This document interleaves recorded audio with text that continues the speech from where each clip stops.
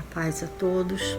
Estava ali lendo Atos, capítulo 15, lá no versículo 39, onde fala sobre Paulo e Barnabé.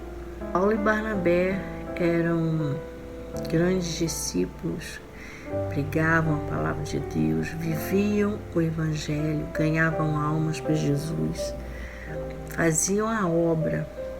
Paulo e Barnabé, em missão, eles resolvem ir visitar outros lugares, a qual eles já tinham visitado já tempo atrás. E Barnabé sugere a Paulo, fala, vamos sim, mas vamos levar Marcos. Paulo diz que não gostaria que Marcos fosse junto, porque Marcos já havia abandonado eles numa missão antes. Estavam eles fazendo missões, e Marcos tinha abandonado eles. A Bíblia não fala porque, de repente Marcos podia estar com medo, de repente Marcos podia estar inseguro, não estava preparado para fazer a obra, não estava preparado para aquela responsabilidade. Só que Paulo, insatisfeito com aquilo que Marcos tinha feito, ele fala para Barnabé que Marcos não iria com eles. E nisso Barnabé entra em atrito com Paulo e a Bíblia diz que eles tiveram um conflito grande.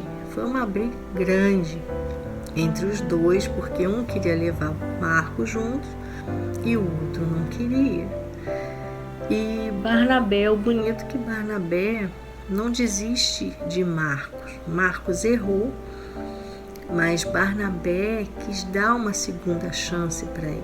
E lá na frente, já perto da morte de Paulo, a gente vai ver que se fala muito em Marcos. Marcos estava do lado ali de Paulo, ajudando na obra, e Paulo testemunha sobre Marcos. E nessa confusão dos dois, nessa briga dos dois, o que acontece? Então Barnabé vai com Marcos para um lado e Paulo escolhe Silas para ir para outro lado. O que eu quero deixar? Que essas confusões, essas indiferenças entre os irmãos dentro da igreja sempre teve, sempre existiram e vai continuar existindo. Por quê? Porque cada um tem uma visão, cada um pensa de um jeito. Nós somos feitos de maneiras diferentes.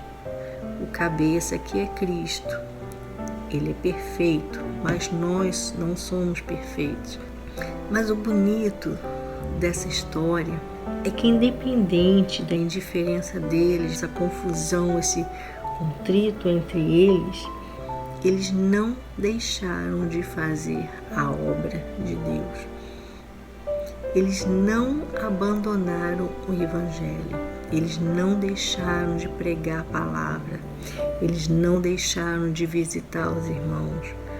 No meio de tudo isso, eles sabiam que as almas não tinham nada a ver com a indiferença entre eles. E eles dão sequência ao Evangelho. E olha, a gente está falando aqui de grandes pregadores, de grandes ganhadores de almas, pescadores de almas.